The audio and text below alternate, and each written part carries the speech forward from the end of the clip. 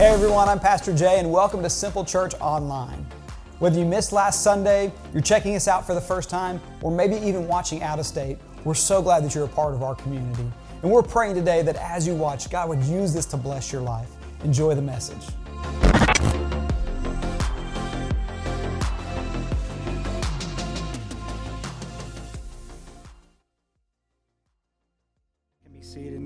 Kind of staying in that mindset of the cross and entering into this Easter week. I never want to forget what Jesus did. I never want it to become dull in my life. I never want to become complacent about the cross. And so I'm going to read out of Luke's account in chapter 23, verse 44, and it says this: "By this time it was about noon. Darkness fell across the whole land until 3 o'clock. The light from the sun was gone, and suddenly the curtain in the sanctuary of the temple was torn down the middle. Then Jesus shouted, 'Father, I entrust my spirit into your hands.' With those words, he breathed his last." And we're going to celebrate next week that wasn't the end of it. But I don't want to forget that moment on the cross. Jesus paid it all. Where he gave his very own life for me. And he fulfilled John 3:16. For God so loved the world that he gave his one and only Son, that whoever believes in him will not perish, but have everlasting life. So as you go through this week, let's remember this. And at the end of the service today, we're going to take communion together as a family, and we're going to remember the cross. But I want to take a chance today, and we're in this series called Take a Chance, and it's a little bit of a risky chance, to be honest with you. I'm going to talk about giving today. And there's always issues with that, all right? And so I'm taking a chance. I'm going to ask you to take a chance on giving. And what I know is that when you start talking about money inside church, because that's what we're going to talk about, I know what happens. We tense up, right? There's this belief that the church is all about money and they want your money. And let me be honest, there's been some churches who have messed some things up. And they've abused money. And there's some televangelists who do nothing but abuse money. But I also want to say there are thousands and tens of thousands of churches that don't. Amen. There are thousands and tens of thousands of churches that just want to further the kingdom and share the good news, okay? So let's not lump everybody into a category because we see some people fail. That's the wrong thing to do. And there's a documentary out now about a large church, and I get that, and we want to understand why they had failings. But it seems like when one church fails, we want to lump everybody in and say, this is how churches are, and that's just not the case. Most churches are God-fearing, Bible-believing churches who just want to further the kingdom and reach people. So let's not tense up, and let's not get all upset when we talk about money, because Jesus himself talked a lot about money. Why? Because he knows it's attached to our heart. And so what I'm asking you is to be open-minded, to listen well. And I want to say this. If you see me pull up in a Lamborghini, start asking some questions. Yeah, it doesn't matter. If you see some things, yes, then you start asking questions. Let me just set the record straight. This hoodie right here that doesn't match my blue shirt that my wife told me about, but it matches my shoes, so that's fine, right? I don't care. $12.99 at Walmart. This is a Walmart hoodie. Okay? My jeans, I wait till American Eagle goes on sale. They're $19.99 sale, if you know what I'm talking about. I buy all my jeans then. Okay? And I've had these for a long time. That's why they're all torn up, right? My shoes I got for Father's Day from my wife, who's just as frugal as me. Promise you my outfit is $100. I'm not going to wind up on Preacher Sneakers or whatever that place is, right? You know what I'm saying? Let's set the record straight. But if we start rolling up in some Benzes and stuff, if Matthew's got a PlayStation 3 in the back of his Benz, there's probably a problem there. But most churches are not that way. Now you can never have a Benz with a PlayStation in the back. I'm sorry, man. Most churches are not that way. And Jesus talked a lot about money because he knew that our heart was attached to it. And so as we talk about giving today, it's not just about money. It's about your life. It's about your talent. It's about all those things. But it is about money.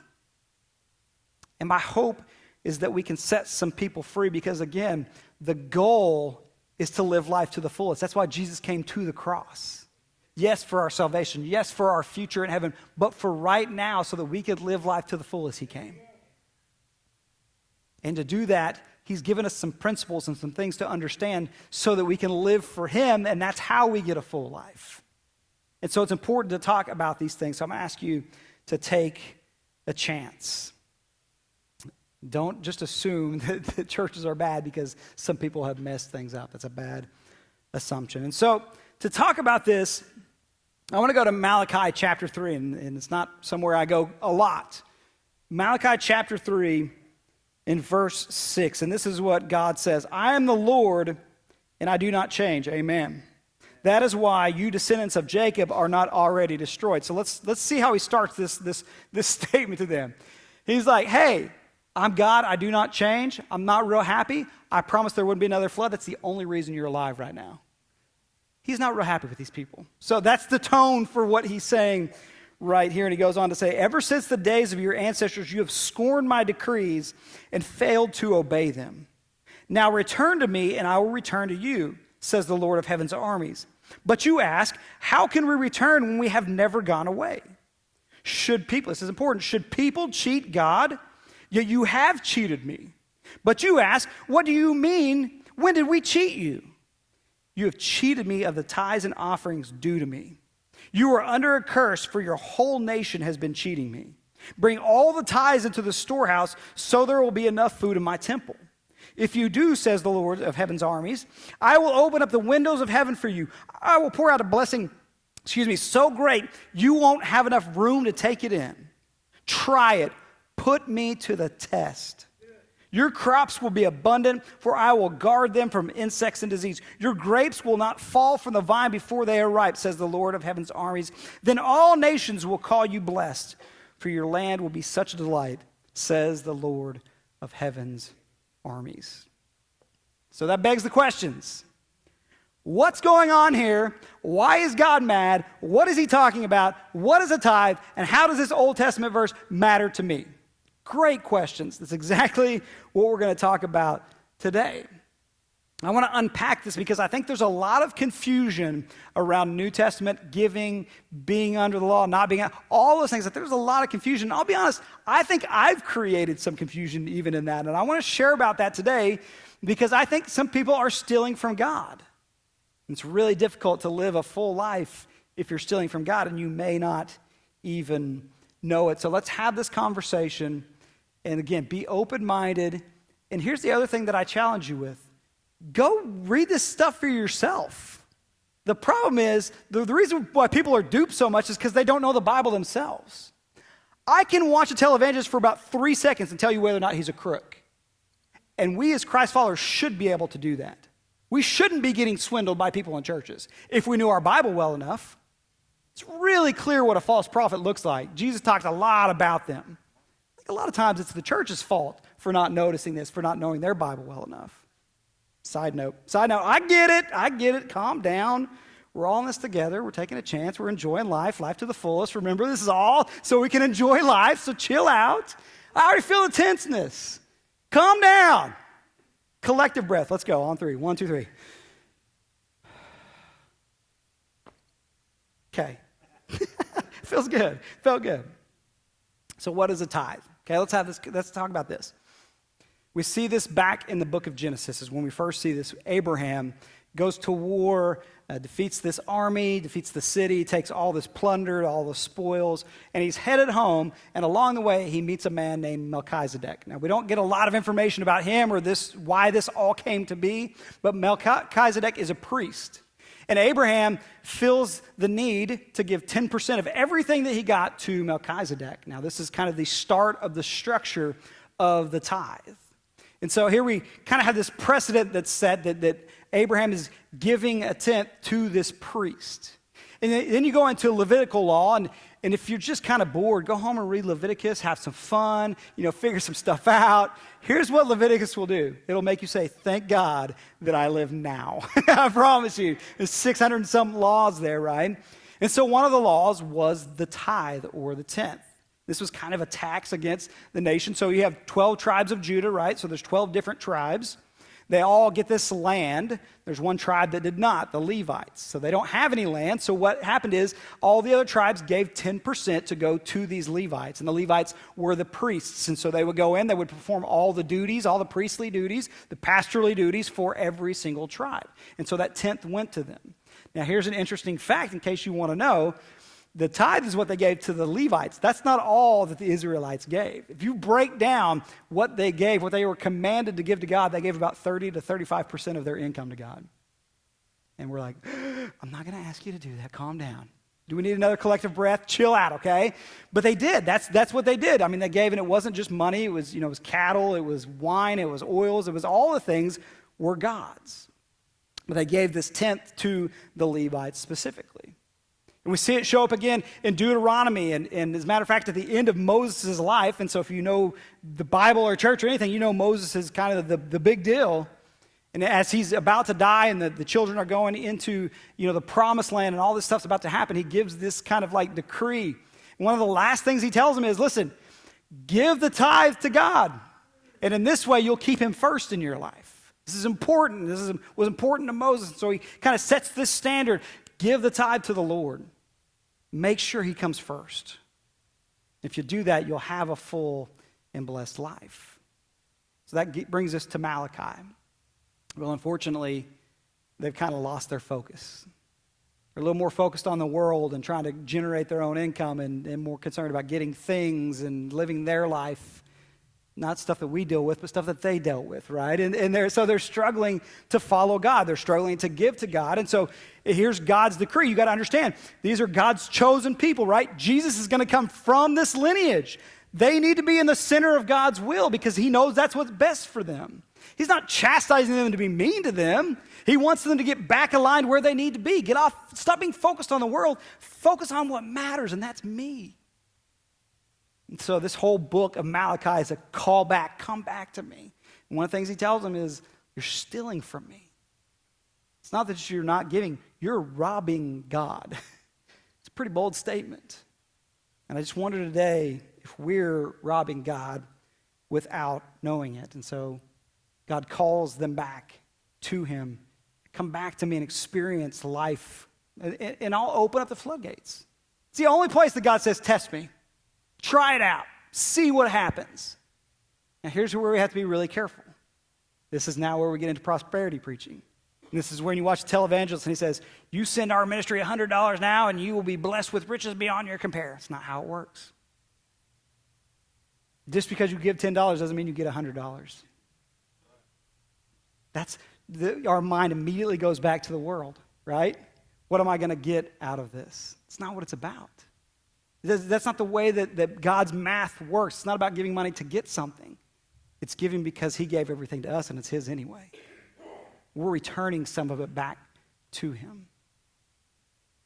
So, we have all this Old Testament law, and it was a law and a commandment, and if they didn't give, if you read a lot of the Old Testament, a lot of times they were just killed because they didn't do it, okay? So again, thank God that we live under grace and mercy and all those things. So what does that mean for us, for you and for me? Are we still required to tithe as a New Testament believer?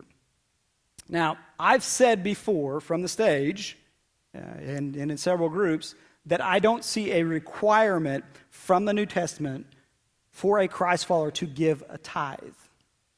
But I think that creates some confusion. What I was not attempting to do was to give you a loophole to not be giving.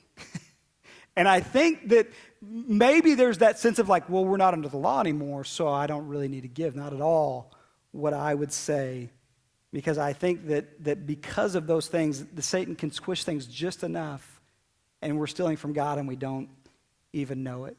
So, what does that mean for a New Testament believer, us who are under grace, right? Jesus came, he died, his blood covered everything. Now we're under grace. What does that mean for you and for me? Well, Matthew Chapter 5, Jesus tells us how the law and grace and all this works. He says, don't misunderstand why I have come. I did not come to abolish the law of Moses or the writings of the prophets. No, I came to accomplish their purpose. So Jesus himself said, I'm not saying that everything that the Old Testament is goes away, the principles stay. I'm just saying I have fulfilled that law now, and now you're under grace. Take the Ten Commandments. As New Testament believers, we don't say, well, I can have an affair because that's Old Testament stuff to not commit adultery, right? That would be foolish to think that. The principle still stands, but we live under grace.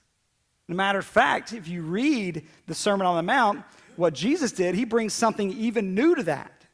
Jesus says, you've heard, don't commit adultery. I tell you, don't even lust after somebody. Then you say, that's impossible. That's the point Jesus was making. You can't do these things aside from me. If you want to live by the law, go ahead, but you're not going to be able to handle it. I'm coming and I'm dying for you, and grace is going to abound. So now you're living under grace, and that's the beauty of the cross. So now, the New Testament believer is under what I call grace giving. Well, what is grace giving? It's a good question. And I think that there's a story in Mark. It's actually in all of the Gospels, and famous story, and I think it best says the heart of what grace giving looks like. So it's found in Mark chapter 6. If you've been in church any amount of time, you've read the feeding of the 5,000. Okay, so that's the story that we're going to talk about. Again, Mark chapter 6, and we're going to start here in verse 30. We're going to talk about this because I think it sets the picture for what giving looks like for us now under grace. It says, the apostles returned to Jesus from their ministry tour and told him all they had done and taught. Then Jesus said, let's go off by ourselves to a quiet place and rest a while. And so there, God institutes napping. And so if you're at work tomorrow, you get tired, bust your Bible out. Let them argue with God. Jesus told me to nap. I don't know. Take that up with him. They're tired. They're going to go away. And he said this because there were so many people coming and going that Jesus and his apostles didn't even have time to eat. So they left by boat for a quiet place where they could be alone. But many people recognized them and saw them leaving and it ran along the shore, got there ahead of them. So picture this. Jesus, his disciples have been doing ministry. They're worn out. They get in a boat to get away, and they look over on the shore, and there's literally thousands of people running down the shore. If I'm Jesus, I'm going to be like, bruh, like, give me 5, right? Like when my kids were little, and it's like just, you go to the bathroom, not to go to the bathroom, but to get away. You know what I'm talking about. We all do it. My son picked up on that, and now that he has younger cousins, he's like, I get it, Dad. I just tell him I have to go to the bathroom, and I just go lock myself in there for a while. I'm like, yeah, sometimes you need a break. And so if I'm Jesus, I'm like, I'm going to send like a small tidal wave to kind of brush them back so I can go do my own thing. But that's why Jesus is Jesus. And it says, Jesus saw the huge crowd as he stepped from the boat, and he had compassion on them. That's the Jesus we serve, man. Even in tired, worn out, hadn't eaten, he saw him, and he had compassion. Give me the heart of Jesus. I'm going to be honest, man. I'm a pastor. There's times I don't want to deal with people. There's a lot of times I don't want to deal with people, right?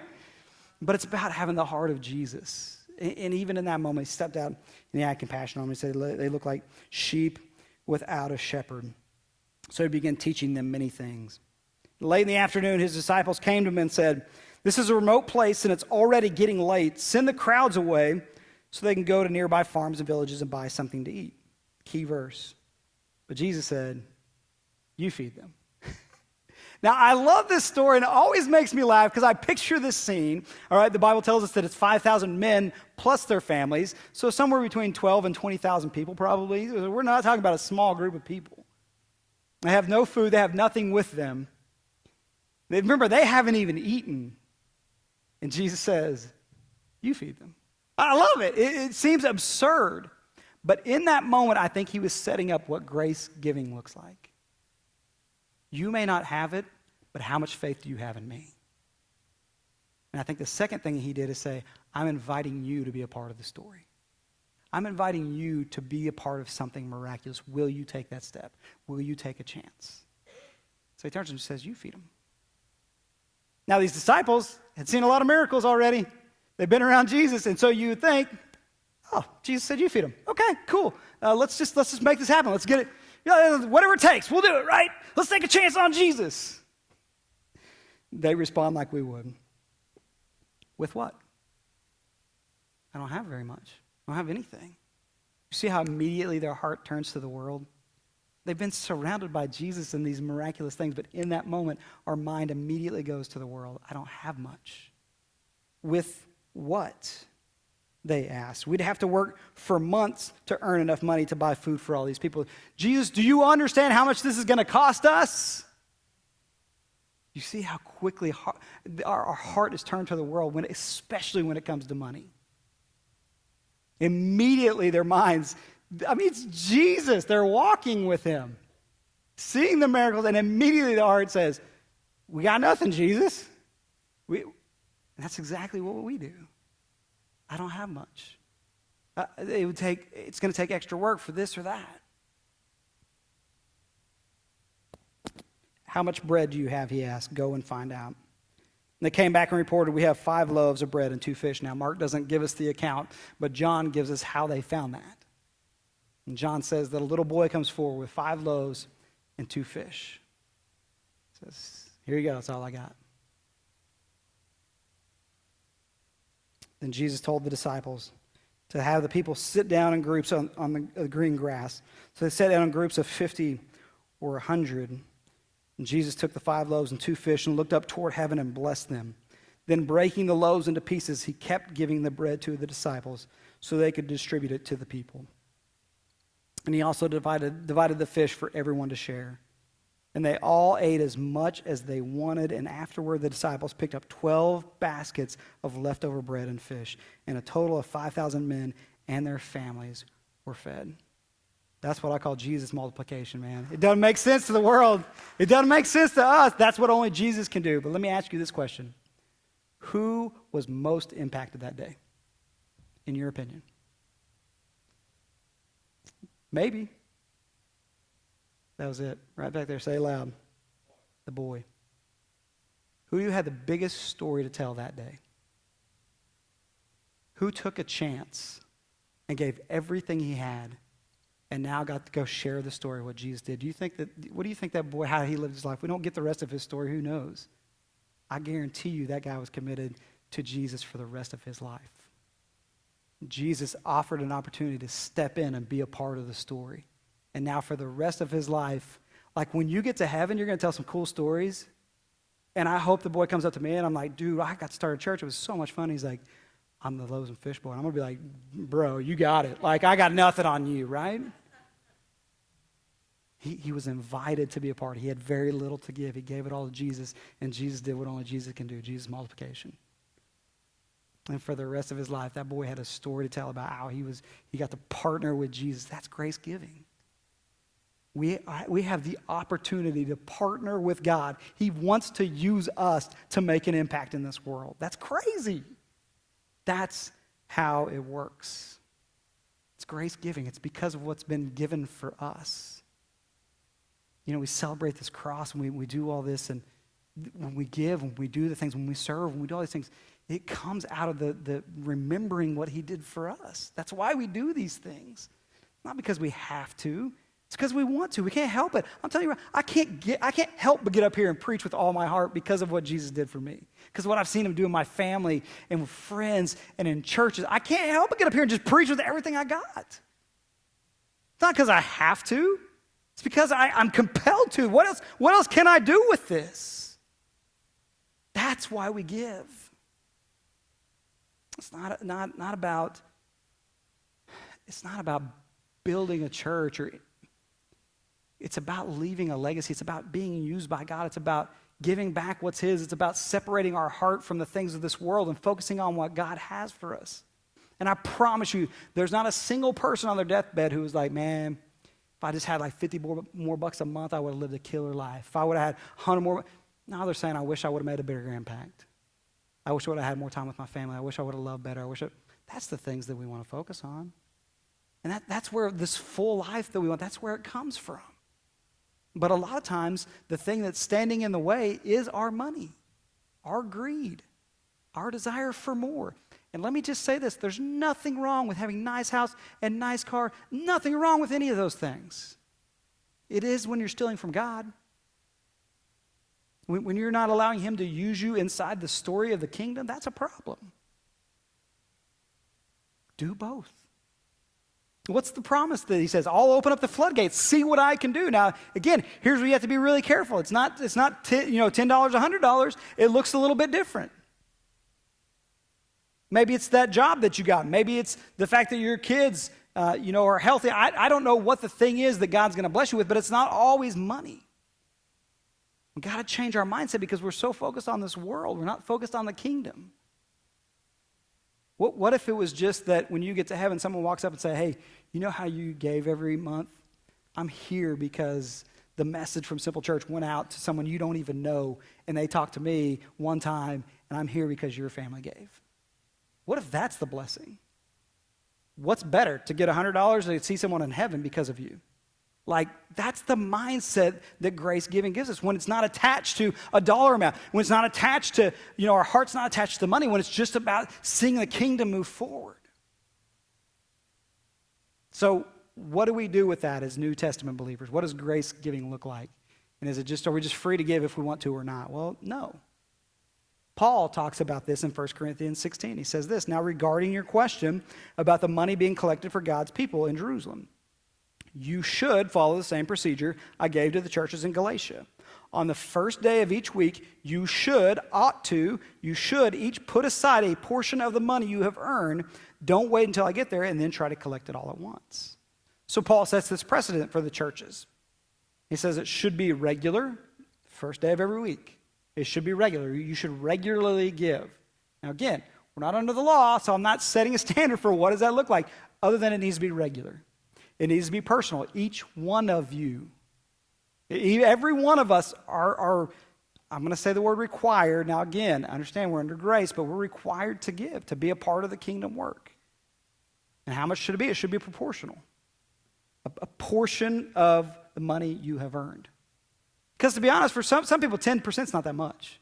For some people, 10% is a lot. So if it's just strict 10%, then we're really not balancing anything. We're really not, it's easy for some, tough for some. That's why it's grace giving. What has God called you to give? That's really what it's about. So how much should I give?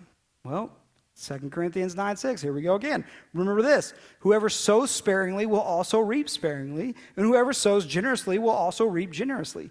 Each of you should give what you have decided in your heart to give, not reluctantly or under compulsion, for God loves a cheerful giver. I can't tell you how much to give. I can tell you should give, because that clearly says that. But what you give, that's up to you. What can you give cheerfully? And if your heart's connected to it, you're not going to give cheerfully at all. So you need to take care of that first. But what you give, that's between you and Jesus. You figure that out. How big of an impact do you want to make in the kingdom? I mean, that's what my Bible tells me. The larger that I give, the more that's going to be returned. And not necessarily, again, not a dollar amount, but the impact that's made through my giving. I have a lot of people ask me, should I give to church or can I give to charities? And I would say, as best as I can, and again, do your research, decide for yourself. As best as I can see, the requirement is to give to a local church. Because regardless of all the things we hear in the news and the failings that we see, the church is still the hope of the world. The local church is still the hope of the world, and that's never going to change. And he tells us, the gates of hell are not going to prevail against God's church. Are we going to experience some ups and downs? Yeah. Are some churches going to fail? Are pastors going to fail? Absolutely. But the gates of hell are not going to prevail against it. So yes, I think you should give to a local church. I think you should find a church that you trust, find a church that you're passionate about, find a church that you believe in the mission and the vision and the kingdom work, and I think you should give to it. Absolutely. And I think every person who goes there should. I don't think anybody should come and sit and reap the benefits of everyone else. If you look at the Acts church, if you go back to the very beginning when churches were created, they gave everything. And that's really the requirement. And we're going to do some things out in the community, and we're going to love people, and we're going to be overseas, we're going to do all those things. But I can tell you the biggest requirement is to take care of each other, to give and take care of your community here. And there's another reason that we give that still happens today. Remember, they gave the tithe, the tenth, so that the Levites could have food because they didn't have land and stuff. Well, that hasn't changed. Look at 1 Corinthians chapter 9. Paul says, don't you realize that those who work in the temple get their meals from the offerings brought to the temple? Even after Jesus died and rose and all those things, it's still the way that this all worked. And those who serve at the altar get a share of the sacrificial offerings. In the same way, the Lord ordered that those who preach the good news should be supported by those who benefit from it. It hasn't changed. It's not bad to give money to a church. It's not bad to support pastors. That's a good thing that's been happening since the beginning of time. Yes, it's been abused. Yes, but that's still the structure of how this works. And we want to love our pastors well here. To be honest with you, we don't have enough money to give our pastors what they need. Several other people have to be part-time. The money's here, it's just not here, you know what I'm saying? And our goal is to bless our families that work to further the good news. And Paul specifically says they should be paid their wages from those who benefit from it. So again, we've got this whole money thing twisted up. It's so funny to me that it's so biblical, and Jesus talked about it so much, but we're so afraid to talk about it now because some churches have twisted it up, and we're just not going to be that church. We expect you to give. And Jesus kind of brought this all home with the idea of what to give, and I think the boy is a perfect example of this, but Jesus himself showed us what it looks like to give under grace giving. He says this in Luke chapter 21. While Jesus was in the temple, he watched the rich people dropping their gifts in the collection box. Then a poor widow came by and dropped in 2 small coins, the widow's mite. I tell you the truth, Jesus said, this poor widow has given more than all the rest of them, for they have given a tiny part of their surplus, but she, poor as she is, has given everything she has. It's not about an amount, it's about the heart. That woman believed that her everything that was so little would be so much better with Jesus than with herself. That's the mindset. And then what you do from there, you need to pray about that. You need to ask what's God's will for our life in giving. What do we need to do? How can we be a part of this kingdom work? That's between you and Jesus. I'll tell you this, a tenth is probably a good place to start, but I can make a pretty good case that Jesus calls us a lot further than what the standard was of the law. Now, you take that, you do, again, if you're giving because I'm telling you to, again, you're falling right back into the law. It's not what we do.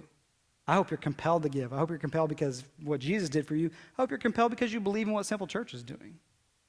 And you give because of those things. It's all about the heart. And I was reluctant to share this story as I kind of wrap up, but it fit really well for me. And my son doesn't like me talking about him. My daughter begs for me to talk about her every week. Just say something. It'll be fun. It'll be great, right? My son's not. He's more like Amanda. He doesn't like me talking about him, but he's on this he's trying to save up for a PC. So he's a gamer, and I get it. Except for they play Minecraft. You too, Woodrow. What is that? Like, make this stick, and I do stuff. Anyway, both of them are really nervous, so they don't know what I'm saying. But anyway, I'm a gamer. Matter of fact, we rock the Fortnite together, so I get it, right? That's what they do. And so so he's 13 and Emma's 15. And so we're on this journey to teach them about spending money. And so we got what's called a Cash App card. You can get it for them. You can load money on it and things like that. And that way they can learn to spend, because my daughter found out that $75 jeans are a little bit more ridiculous when you have to pay for it. Ain't that right? Mm-hmm. When mom and dad paid for it, I was like, that's not a big a deal, Dad. I'm pretty sure they thought money grew on trees. So we wanted to teach them that it does not. They have to manage their own money, and now they understand a little bit better. But my son is very frugal now. Emma, she'll spend it on anything. She blows through money. That's just her life. I think she thinks that it's just going to, Dad's going to give me more, or whatever the case is. My son's a little more frugal, right? He's going to save up. He's going to be a little more tight with his money. He's always looking for ways to get money. He wants this PC, right? And so he's like, Dad, can I clean my room for $5? I'm like, no, you can clean your room so you can stay in my house. That's not how that works at all. Don't come at me with ridiculous stuff like that. No, bro, you do things because you're allowed to live here, right? But he's always looking to get money, and he's saving up for this thing, and he's very committed. He's really good at that kind of stuff. So if you remember, last week we brought Zion and Taylor up, who I got the chance to marry on Friday, which was awesome, and we celebrated them, and they're poor babies. They're headed to Hawaii, right? Or I guess on Monday, and I feel so bad for them. But no, we're excited for them. And so we brought them up on stage, and we said, hey, we want to bless them. We want to send them out. Let's give them some money. You can Cash App or Venmo or whatever. And so that day after church, I left, and we're trying to get our house ready. And so I worked at my house till midnight that night, and I came home.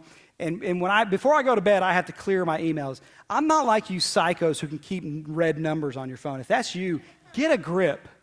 Take 2 minutes out of your day and clear those things out. And if you have thousands, you have a problem, okay? Fix that. So I'm the kind, where are my people at who have to clear their numbers off their phone? Is there any psychos like me like that? Okay, I can't handle it. So I do it throughout the day, and then at night before I go to bed, clear out all my emails just to make sure.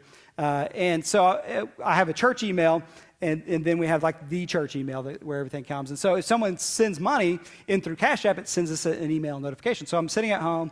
about to go to bed, trying to clear all my emails out. And I started looking at the gifts given to Z and Taylor. And I was celebrating because our church is they're kind, they're giving, and I was excited for them.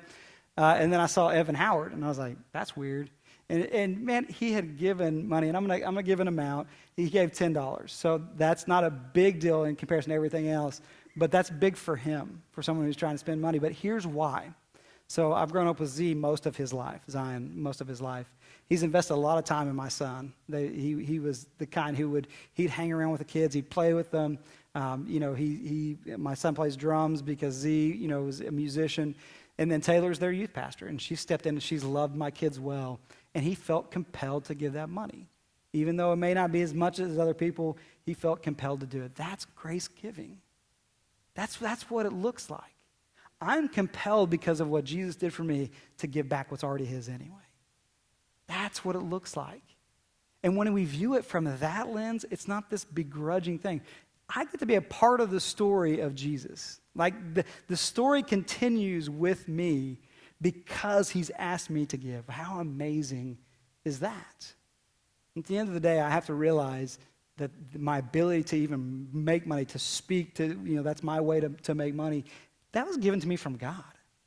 Y'all, I was scared to death to talk to people. You don't understand, deathly afraid to talk to people. I talk to people for a living. That's what I do. That comes from God and God alone. I promise you. Even that, it's his. Right? And so when I live under grace giving, I'm compelled to give, not because I have to, because I want to. And I'm asking you to go on that journey. Because I wouldn't be shocked if for a lot of people, the reason they're not experiencing life to the fullest is because money specifically is in the way. And I'm asking you to pray about that. I'm asking you to read and research on your own. You do your thing to decide what that looks like for you. But I would never want to steal from God. I would never want to be a part of that. I'm compelled to give because of what he's done for me. And I hope the same is true for you. And so I'm going to ask you to take a chance. If you've never given, I'm going to say take the next 90 days and give. Just give. And see if you're not blessed. Again, I'm not talking about in $10 you get $100. Just see if you're not more connected to God, if he's not using you in ways you never thought possible. And if in 90 days you're worse off for it, just stop giving. You're right back where you were, right? You're not out that much. But I can promise you, this is the area where God says, test me and see what I can do. I want to be that boy, right? I want to have that story to share. I want to be a part of something miraculous, something bigger than myself. That's what happens when we give to Jesus. Once again, thank you for stopping by today. We'd love for you to be a part of our family at one of our services at 9 or 11 on Sunday. You can find out all of our information at simplechurchtulsa.com. And we'd love to pray for you any way we can, so please message us, and we hope you have a great week.